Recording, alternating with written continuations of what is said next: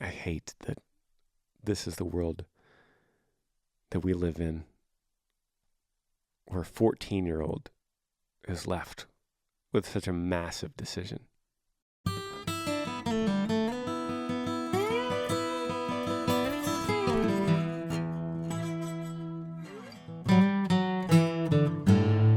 Hey, everybody. Welcome to the podcast, episode 180. Thank you for being here.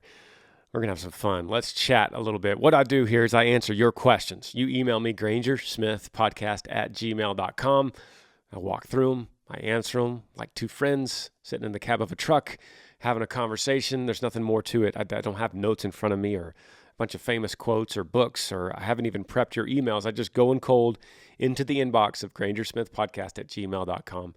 And we talk through some of this stuff. So feel free, email me. Could be about any subject. Let's dive in. First question, subject line says, traveling with discipline. Email says, hey Granger, I'm 27 years old. I'm a travel nurse from Indiana. I work the night shift and travel a lot. I've listened to all of your podcasts. I often think about you talking about your discipline and making your quiet time and the word a priority when you get up each day. What did this look like for you when you first started this routine? Or how did you make it a consistent discipline while traveling, doing a podcast, doing shows, and all the other incredible things you do? For me, the hardest part of starting a new contract, a new routine every 3 months is consistency.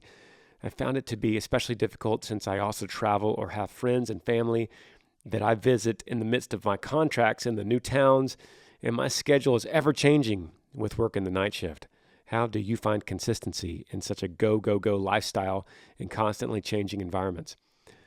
And it says, P.S. I'm excited to travel back and see you in my hometown in Indiana in April for my dad's birthday. My whole family's looking forward to this event. Thanks for the way you live out your faith and discipleship. Well, thank you, Kathy. Yeah, Kathy, you didn't say your name, but I'm just reading it off your email. Kathy, thank you so much for the kind words and the encouragement. And thank you for working the night shift. You are one of those people in the third shift keeping America rolling 24/7. And one of my other jobs is I'm a radio host, an overnight radio host for a show called After Midnight on iHeart. And I talk a lot to the third shifters. So thank you for what you do, Kathy. Let's dive into your question. It's a good question. It's a solid question. And there's a couple ways to answer it. One, just broad stroke, and then the other one is practically. So let's start at the broad stroke. Thinking broadly, just a big general idea about what does it mean to use your words to make your quiet time in the Word. What does it mean for your life to do that? Let's think about it just very, very general, okay? If we are true disciples, if we are truly following the first commandment and seeking the Lord our God first above everything else, if we're doing that, and he says that he speaks to us through his living, breathing word. It is our bread. It is what we hunger for. It's what satisfies us beyond everything else that we could possibly eat or drink or enjoy or make or create ourselves. Wouldn't you think, if just looking from the outside in, wouldn't you think we would make a priority over everything to read his word daily, to have that quiet time, to have that alone time when we could pray and read every single day? Wouldn't you think, outside looking in, say you're an alien looking at this planet, and we said we worship our Lord, our God, above everything. And then they say, well, what do you do to do that? And you go, well, sometimes I have trouble making time for it. The aliens would then say, well, then he's not your Lord. Your job is, your friends are, your family is, your kids are, your hobbies are, but not God, not because you have trouble making a priority. So what if you looked at it that way? And I'm not calling you out. I'm not calling anybody out. I know what this is. I lived in cultural Christianity for a long time. It sounds like you're not. It sounds like you're fighting against it. Good for you. But what if you just looked at it that practically? If you didn't really make time because you didn't have time, or you weren't consistent about creating time, then that would just simply reflect that you didn't care as much as you say you do. So when I came up with that mentality in my head, that was a real motivator for me. I was like, man, everything I'm reading in here says that we need to trust Him above our own understanding, that we need to focus on Him, things that are above, things that are unseen. We need to focus on those things. And so in order to do that, the very first step is making a priority to do those things above everything. And so I had to make up my mind that nothing in my life, not my wife, not my kids, not my job, not the most urgent appointment, is more important than my quiet time. I had to make that commitment. I had to, for my own sanity. It also comes with the knowledge that after so many years of being a busy guy, an entertainer, a guy that's quote unquote in the spotlight, after so many years, I've just learned that there's always another something. There's always another something interview. There's always another important thing, another important radio interview, another important late night show you got to be on, another important album or single or sermon or church, whatever it could. I mean, let's go spiritual too. Could be. There's always another sermon you got to write. There's always another church event you have to attend. It doesn't matter. There's always something else. And yet sometimes we live in a world where we think this one is so important. I have to concentrate on this, and then I'll do the Bible thing, the reading. I'll do that later. But not today. There's too many things that get done today. You know, Martin Luther had an interesting quote. He said, I'm totally paraphrasing, okay? Martin Luther said, I have so much going on. It's going to take me weeks to pray through all of this, right? So Martin Luther was looking at it in terms of he had so many hours in a day, and when they were full, when they were busy, that means he had to use more of those hours to pray for all the other things that were keeping him busy, knowing that he relied completely upon that prayer. Do we think like that? Man, I don't. I try to. I want to. I need to. It starts with a discipline, though. It starts with getting my head straight. It starts with thinking nothing is more important than this time in the Word. Okay, so that's the general broad stroke. Now let's get practical. During my heavy cultural Christianity days, I was into the self-help movement. In fact, my brother Tyler has corrected me. It's not, Granger, no one says self-help anymore. Now they say personal development, okay? So I was very into personal development, making myself better, trusting myself, getting myself right, getting my head right, doing my meditation, getting my stuff straight. Part of that, in that development, I read a book called The Miracle Morning. In The Miracle Morning, it described carving out time every morning, waking up before everyone else, and carving out time to do your self-improvement, self-help, personal development things. And you could divide them up into like 10-minute segments. So say you get up an hour earlier than you would have, or an hour earlier than everyone in the house, then you have 5 segments of 10 minutes-ish to do stuff. And then give or take a few minutes here and there. You could have a 15-minute segment here, a 5-minute segment here, a 12-minute segment here, but it's about 4 to 6 segments of things you could do. So I had that divided up into like meditation, visualization, reading some nonfiction books, journaling, listening to a podcast, breathing exercises. There's all kinds of things that I could try here and there. When I was reborn as a Christian, radically reborn, realizing the stuff I talked about at the beginning about if we don't have this stuff as a priority, then it's not a priority. When I realized that, I thought, well, cool, here's what I'll do. I already have this morning set aside that I'm doing this consistently. So instead of all this stuff, the visualizations and the meditations and all that stuff, I'll just replace it with my Bible reading. It started out, I was just reading the Bible just straight through, just going, started at Matthew 1, and I would just read until, for about 45 minutes or an hour, and just keep going. Then after I did that a couple times all the way through, I started a plan, which is a plan that I still do the same plan today. It's called the McShane plan. It gets me through the Old Testament once, the New Testament twice, and the Psalms twice in 1 year. That helped me to keep track of how far I was going, not reading too little, not reading too much, reading the perfect amount, the Goldilocks amount, and then being able to meditate on that word itself. That McShane plan then replaced my Miracle Morning, and it became part of my routine.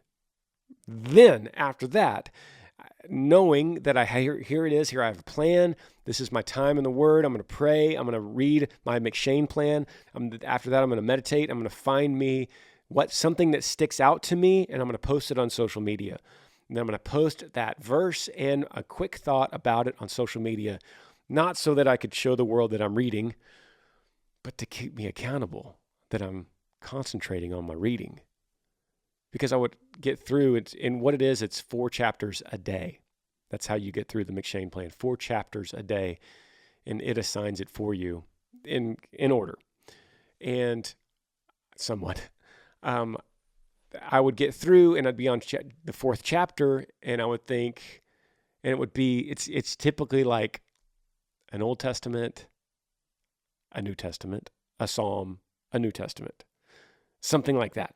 And I would think by the 4th chapter, man, I don't know if I've been focusing enough on what to post on social media. So then I would go back and start studying back again what I read and recapping it, forcing me to concentrate enough to make some kind of statement on social media. So that's what I was doing it for myself, so that I would force myself to concentrate, keep myself accountable. Then, you ask a question that's going to keep me going. Okay, so then I needed to apply that to every morning, to every single day of my life. I had to. So for the last, probably 3 years, it's probably been about 3 years since I missed a morning of doing this. That's crazy. But yeah, it's been, about 1,000 days of doing this. I never miss. And I'm assuming you probably have an idea that I travel a lot. I've got a lot of stuff going on. I'm kind of pulled in a lot of directions. I get a lot of emails, a lot of different deadlines that I have to make. I never miss my reading, over 1,000 days of it. And I don't say that in any way to brag. That's not what this conversation is about, because it is by God's grace alone that I return every morning to that book. It's by God's grace alone that I even have the craving at all to read the book. It's by God's grace alone that I even wake up a Christian every morning. It's like I wake up in the morning, I'm like, I still love God. I still want to read His Word. I'm still a Christian. That is not my own doing. Because I am so selfish and self-righteous and sinful and wicked inside me that if it was up to me, I would be lazy and sleep in and move along and forget it and not want to, quote, waste my time on something like that. So it is by God's grace alone that I even wake up needing, craving, hungry, thirsty, needing it for me again. So this is not bragging. You see what I mean? Okay, so even more practically than that, when I'm in an airport, I do it in an airport. Now, sometimes my alarm has to go off at 3:15 a.m. because I have to be in an airport shuttle at 3:30, right?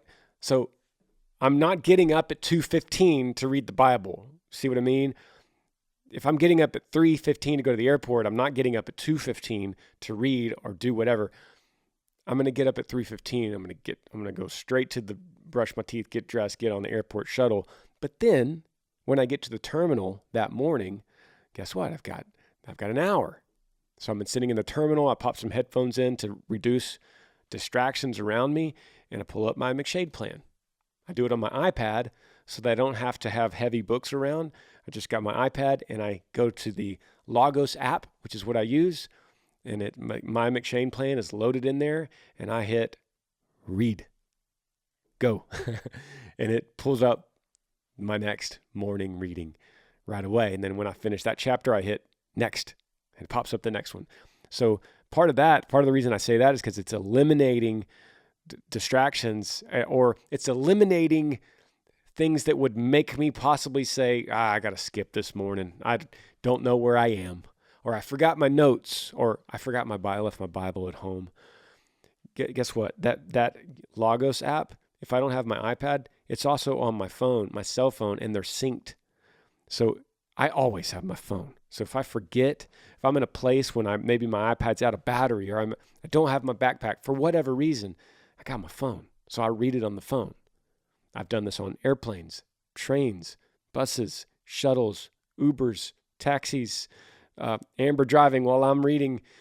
Most of my time is actually in a hotel with a cup of coffee or in my own home. But I never, ever miss. I don't. I mean, I was on a mission trip recently, and we had a lot of early mornings. We'd get up super early, and I would calculate this. Is it too early to get up before that and read? If the answer is yes, like I'm going to be exhausted during the day, then I will read in the car that we get into in the morning. There's always time. There's always time to do this. Worst case, it's one chapter in the morning, one chapter at the lunch break, one chapter in the afternoon, one chapter in the evening. I could only name on a few fingers how many times I've done that in 1,000 days, but not many. But I've never missed. That was a long answer. I'm so sorry, y'all. It was like 15 minutes. I'm passionate about that. Let's hit another one. Subject line here, looking for guidance on future in-laws. Hey, Granger, I'd like to stay anonymous. I'm 18 years old, Christian girl from a small town in Pennsylvania. The problem is my boyfriend's father. He doesn't believe in God and isn't fond of me for being in the military. And he doesn't want me to bond. He doesn't want to bond with me. He thinks I'm going to cheat on my boyfriend because he knows all about the military, in quotes. Because he was in too a while ago. I don't know how to talk to him with gracefulness without getting frustrated. Do you have any suggestions? I love your music and podcast. Thank you so much, Anonymous. All right, Anonymous, let's dive into this. Common question. You're not alone on this. It's very common that I get some kind of email about in-laws. In your case, future in-laws. So, a couple things. First, it's not your in-law yet. Like you said, future in-law. But since it's not your in-law yet, that drastically reduces the worrying about this. He's not your father-in-law yet. So if he was, this would be a different answer and a different question. So, hey, a little bit of stress is lowered here because you aren't in the family. I say that because things could go south. You could end it with the boyfriend, and then this was all a waste of worry. Don't waste your worry on something that's not a worry yet, okay? You're only 18, by the way. I mean, this is a lot to worry about for an 18-year-old that probably shouldn't be worrying about this subject at all. Okay, let's dive in deeper. He doesn't believe in God. That's kind of irrelevant to this discussion. He isn't fond of me for being in the military because he was in. That's a glaring problem that he had a bad experience, or he was bad, or he knew a girl that was bad in the military, and he's projecting that on you. Not your problem. And you can't control what he thinks about the military. You can't convince him that you are different. except for by your actions consistently.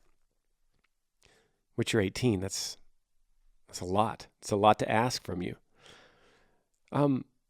Here is the thing that you can affect, is that the very last thing you said. I don't know how to talk to him with gracefulness and without getting frustrated. You know what the answer to that is? Then you don't talk to him. You're like, but I have to, Granger, I have to. There's no way I can not talk to him. That would be rude. Limit your words then. Dig deep. Don't get stuck in long conversations. Did your grandma ever tell you if you can't say something nice, don't say anything at all? Like that is such a famous grandma line. And I'm going to say it back to you. You say, I don't know how to talk to him with gracefulness and without getting frustrated. I say, then don't talk to him. Don't. That solves the problem. And you go, but how do I do that? You have to realize that you cannot control what comes out of his mouth. You cannot control how he is with you, how he responds to you, how he reacts to you, how he thinks about you, how he lives in this world with you. You can't control any of it. You can only control how you react to it. You can only control what comes out of your mouth, what comes out of your heart, what comes out of your emotions towards his son. That's all you can do. And so if you're saying that you don't know how to do it without grace and you get frustrated, then I say, don't speak. It's just as easy as that. And then finally this. When it comes to in-laws, I could never have this discussion without saying this part. Remember, if you think he's projecting on you that he doesn't like you, it's because he loves his son. He wants the best for his son. He doesn't love you yet. So can you see just a little glimpse into his world of what it must be like desperately wanting his son to be treated right, to not be cheated on, to be respected, to be loved by a future wife. And no matter who it is that's coming into the picture, he's not going to trust them because he's had some bad experiences in his life, it sounds like. So you have to go into this and just remember, this is out of love for his son. Sounds like a good dad. If he wasn't a good dad, if he did not care, if he did not love his son, then he'd be like, what's up? I don't care. Have fun. You're in the military? Don't care. You guys have fun. Not my concern. And you would say, your dad doesn't care about who you date? And your boyfriend goes, no, he's never cared who I date or who I talk to or who loves me. And you would say, then he doesn't love you. But the protective dad, the dad that says, I don't trust girls in the military. They could cheat on my son. I don't know how I feel about this girl. Then you could confidently say, Dad loves his son. Time to prove him wrong. Let's take a break.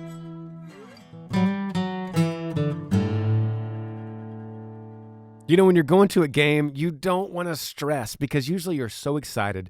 You're going to the big game. You got maybe your kids with you, your friends with you. Everyone's kind of depending on you to deliver. And so you don't want to stress over how to find the tickets. And for sure, you don't want to get scalper tickets. You don't want to do that. Buying tickets to your favorite event shouldn't be stressful. Gametime is the fast and easy way to buy tickets for all the sports, music, comedy, and theater near you. With killer deals on last-minute tickets and the best price guarantee, you can stop stressing over tickets and start getting hyped up for the fun you're going to have. I'm not that much of a planner, especially if I'm going to go to a game or a big concert. I'm just not looking out 6 months ahead of time. I know some of you guys do, and God bless you for that, but I'm more of a, Lincoln says, hey, Dad, you want to go to the Cowboy game on Saturday or Sunday? And I'm like, I don't know how to find tickets. Well, Gametime solves that problem for me. I can get flash deals and last-minute tickets, easy to find and buy tickets for every kind of event in my area, images of seat views, low price guarantees, event cancellation protection, job loss protection, etc., etc. You know, it's the fastest growing ticket app in the country for a reason. Get images of your seat before you buy. That is so cool to me. So you can know exactly what to expect when you arrive. You can buy tickets in a matter of seconds, 2 taps and you're set. Tickets are sent directly to your phone, so you never have to dig through your email to find it. Snag the tickets without the stress with Gametime. Download the Gametime app, create an account, and use the code Granger for $20 off your first purchase. Terms apply. Again, create an account and redeem code Granger for $20 off. Download Gametime today. Last-minute tickets, lowest price guaranteed. Also, this show is sponsored by BetterHelp. And you guys have heard me talk about this on the podcast before. But, therapy is always a way of deepening your self-awareness and your understanding. And we go through this all the time on the podcast, and we talk and we say that I'm not a therapist. But did you know you have one available to you? Because sometimes we just don't know what we want or why we react the way we do until we talk through things.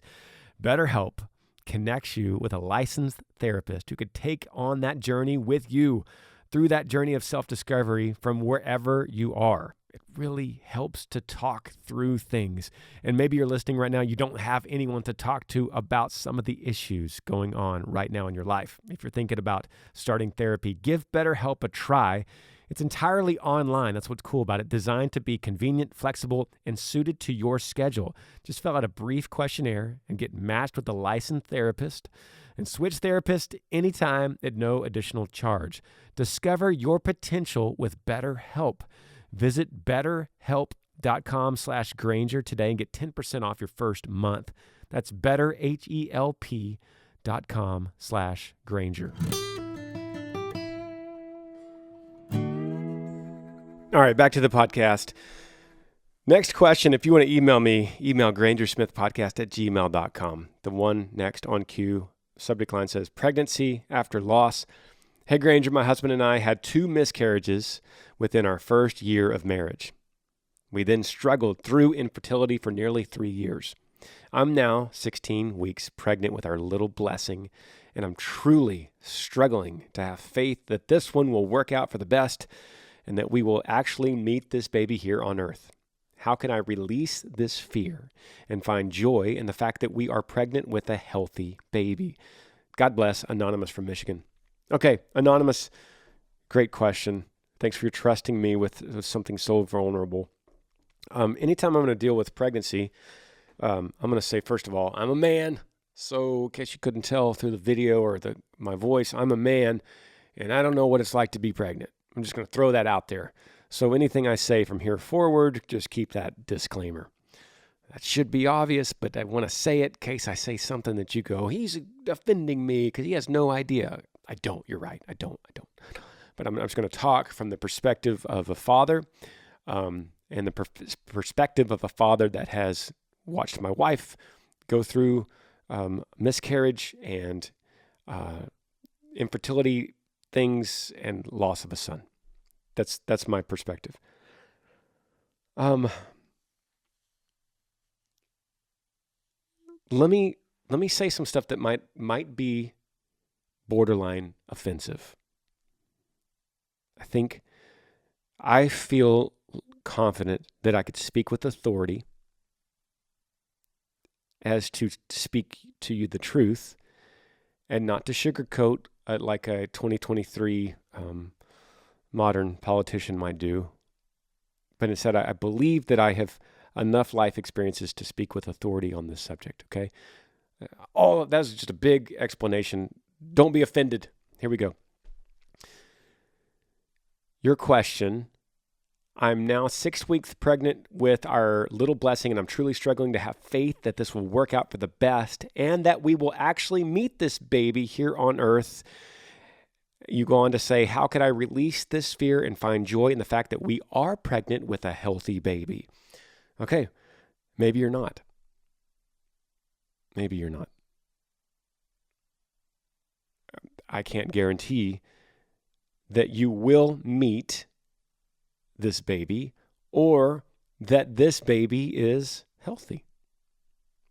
I can't guarantee either one of those things, and neither can you, and neither can a doctor. That sounds terrible to say on a podcast to a fragile woman who is pregnant for the third time after 2 miscarriages, struggling with infertility for 3 years, now 16 weeks pregnant. You want to hear encouragement. You want to hear people around you just hugging you, saying, congratulations, this is for the best. This is amazing. It's finally here. God's blessing is upon you. That's what you want to hear, and I'm sure a lot of people are around you telling you that. But I'm going to be the one guy that says, none of this is guaranteed. You're not guaranteed to have this baby. You're not guaranteed that the baby is healthy. You're not guaranteed that the baby will live past 1 year or 3 years or 15 years or 30. That has nothing to do with hoping and loving and trusting and having faith. It has nothing to do with those things. That's just the way of the world. The world is unpredictable. We have no idea. That's why Jesus says, do not worry about tomorrow. We only have today. Today has enough trouble of its own. And so that's what I tell you. I tell you the same thing. Today has enough trouble of its own. Anonymous from Michigan. Hear me. Enjoy today. 16 weeks pregnant. That is something. You have a miracle growing inside of you. I mean, that is just unbelievable. An unbelievable feeling that I will never know. Never come close to understanding what it's like to have a life growing inside of a body. It is just the fact that even happens ever, the fact that a baby is born ever is an absolute, tremendous, mind-blowing miracle. But it happens a lot, and so that miracle is numbed a little bit because there are so many babies born, and animals and butterflies and everything. There's so many new creation births that it numbs the fact that even one is incredible. So right now, the first thing I would start with you is just realizing, put your hand right there, put your hand on your belly and just go, there is a little life form that's been growing in here for 16 weeks. That is amazing.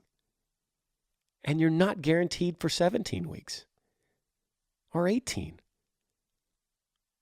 But that's not the point. The point is you have today. You have today to enjoy it. And you have today to dream about it. And responsibly plan, like making a nursery and painting the walls pink or whatever you're going to do for this little girl growing inside of you. Is that what you said? Did you say girl? Did I just say that or did you say that? I think I just pulled that out. Maybe it is a girl. Okay.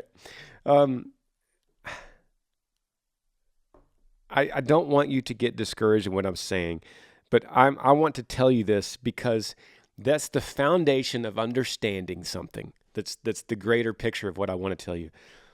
The foundation of what I'm trying to tell you is you are not in control. You're not. And if you're not, then you just cannot worry. You said, how could I release this fear? How could I release the fear? That your fear can be released if you trust. You're not in control, and God is. You said the only time you mentioned God is the very end of your email, and it says, God bless. Do you know what that means? What does that mean? What does it mean to you? God bless. You wrote an email to me that is completely lacking any trust of God's blessing at all. What if God's blessing is for you to experience 16 weeks of pregnancy, but not 17? It's not up to you. Would that be a bad thing? To you, yes. You're saying, yes, it would. God goes, I got a plan. Do you remember the first pregnancy? You remember the second one? It wasn't supposed to be that way. Let me say that again. Yes, you were supposed to have two miscarriages, but neither one of them were supposed to be born. That's what I was trying to say. The miscarriages that you had before were not accidents. They were not mistakes. They were not something bad that happened. They were part of a plan. I'm trying to build this foundation for you that just says, I'm not in control, and I know who is, and I praise who is, and I thank who is, because I've got a little life form in my body right now that's growing 16 weeks strong, and I have nothing to do with its life right now. But I know who does. And so then you just say, God, I don't know. I don't know what your plan is with this baby number 3. If you want to take this baby, if it's up to you to take this baby from me, then so be it. Let it be your will, not mine. John 17, he sat in the garden. Jesus sat in the garden and prayed to the Father. Lord, take this cup from me. Father, take this cup from me. He says, I don't want to do it. I don't want to go through this, but not my will. Right? This is you. We could all be in that garden in some sense. Lord, I don't want you to take this baby, but if you do, not my will, but yours be done. You start trusting things like that. You start saying prayers like that. You start meditating and thinking like that.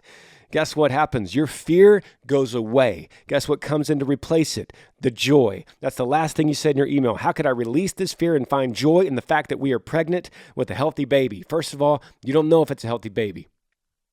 You don't know that yet. You don't know that this baby's going to come to term, but you just say, God, you have this baby in the palm of your hand. You have this pregnancy in the palm of your hand. You have my future in the palm of your hand. I have nothing to do with it, but I trust you. You take this baby tomorrow, I trust you. You deliver a healthy baby to me, I trust you. You deliver a baby with a mental illness or a physical disability, I trust you. I trust you. I trust you. No matter what, I trust you. I trust that you will equip me. If I need to raise a baby with a disability, you'll equip me for that. If I'm going to lose this baby, you will equip me for that. If I'm going to carry this baby to term and then stillbirth, you will equip me emotionally for that. But regardless, it's not up to me. It's up to you. I trust you. I trust you. I trust you. And when you start talking like that, your fear is gone. Let's move on. Congratulations, by the way. You're 16 weeks pregnant. That's amazing. It's a miracle. Subject line, this next one says, should I confront them or not? Hey, Granger, my name is Dorcas, Dorcas. I'm 14. I don't really know how to say this, but my uncle has a past of sexual abuse. When he was younger, he was in a group home and sexually assaulted a girl. I found this out through my sister a couple weeks ago. Since then, I don't feel comfortable around him unless my dad and my brother are with me. He made advances on my sister, but has stopped only because he's intimidated by her new boyfriend. I also don't feel comfortable knowing that my 10-year-old sister is ignorant to this, and my parents are willingly letting her be around him without supervision. I've repeatedly said that she and I should not be left alone with him and that I don't feel comfortable around him, but it just keeps happening. I also feel that a big reason for them not taking action is their Amish background. In the Amish People say just forgive and forget the past. My parents have told me this over and over again. You say IA, always say, I'm not sure what you mean here, but you say there's a difference between forgiving and protecting yourself. I just need to know what to do, Granger. Do I confront them or just stay silent? All right. Dorcas, thank you for emailing. I always think it's really special when a young teenager emails the podcast and that you're listening. You've been listening through like infertility and all this stuff we got going on in this episode. So if you're still here and you're still listening, that's special, and I appreciate you, brother. Let's start at the end of your email here. You're saying there's a difference between forgiving and protecting yourself. Absolutely. There's a difference between forgiving and trusting. You can forgive someone and still not trust them, right? Does that make sense? You're right. Protecting yourself, same thing. Forgive, but you don't have to trust. A rattlesnake bites me. I could forgive the rattlesnake for instinctively biting me because I went near the rocks. But I don't have to trust that the rattlesnake's not going to bite me again. That's ridiculous. Humans are the same way. Forgiving and trusting are two different things. We got to get that straight. We are commanded to forgive. We're supposed to forgive. We need to forgive for many reasons. One of them is for our own healing, our own joy. Okay? We need to forgive for our own healing. But that does not mean we need to trust them moving forward with the same problems. Okay? Got to say that. Got to know that. Got to believe that. Okay? You should never forsake forgiveness because you don't trust someone. And you should never forsake trusting someone because you need to forgive them. Okay? Got to make that clear. Second of all, you've got an uncle. History of sexual abuse. You say, I don't feel comfortable knowing my 10-year-old sister is ignorant to this and my parents are willingly letting her be around him without supervision. That's a problem. That is a major problem. And I'm going to sum up this email to you, Dorcas, by saying, I'm going to answer your very last question. I just need to know what to do. Do I confront them or stay silent?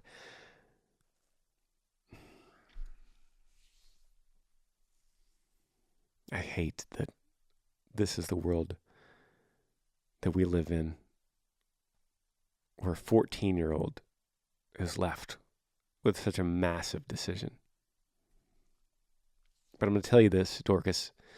I'm going to tell you this, and this is something that without really thinking about it, without really going down this path, it's hard, because this is one of these questions that an hour might go by and I might say, I might have a different answer once I really think about it. Because I don't have notes, I don't prepare for this, but I'm going to say the first thing that comes to my mind is this. If you cannot trust your parents for dealing with this issue the right way, and the right way is confronting the uncle, stopping the bleeding, right? We need a tourniquet on the leg before it bleeds out. We have an open wound, okay? So we need the parents to confront. If they're not going to do that, and you seem to say that they're not, if they're not going to do it, the other thing for you to do is call the police. You could call 911.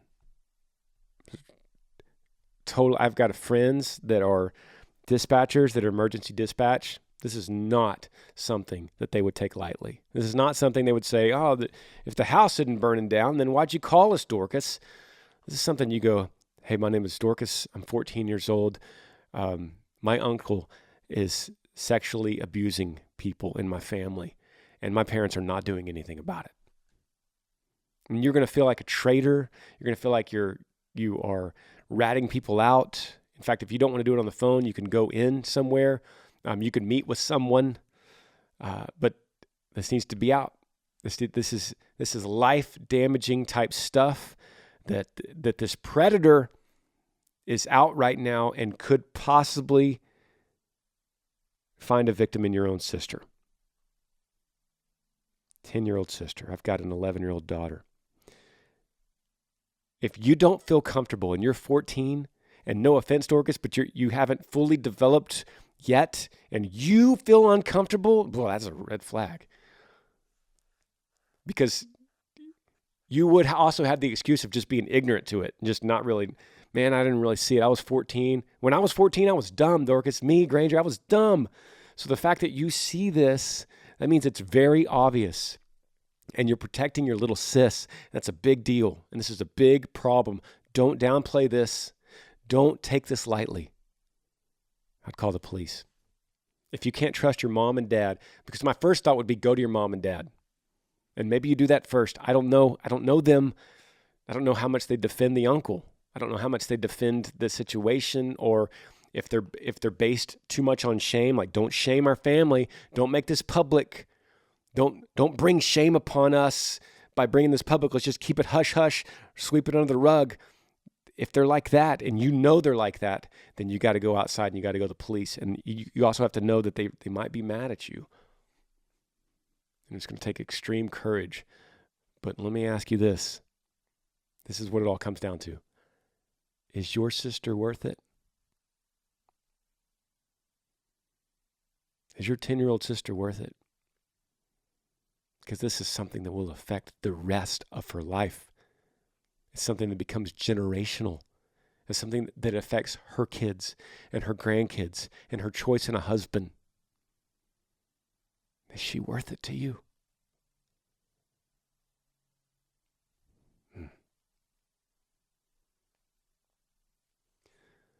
Appreciate you guys. We'll see you next Monday. Yee. Thanks for joining me on the Granger Smith Podcast. I appreciate all of you guys. You could help me out by rating this podcast on iTunes. If you're on YouTube, subscribe to this channel, hit that little like button and the notifications bell so that you never miss any time I upload a video. If you have a question for me that you would like me to answer, email grangersmithpodcast@gmail.com. Yee.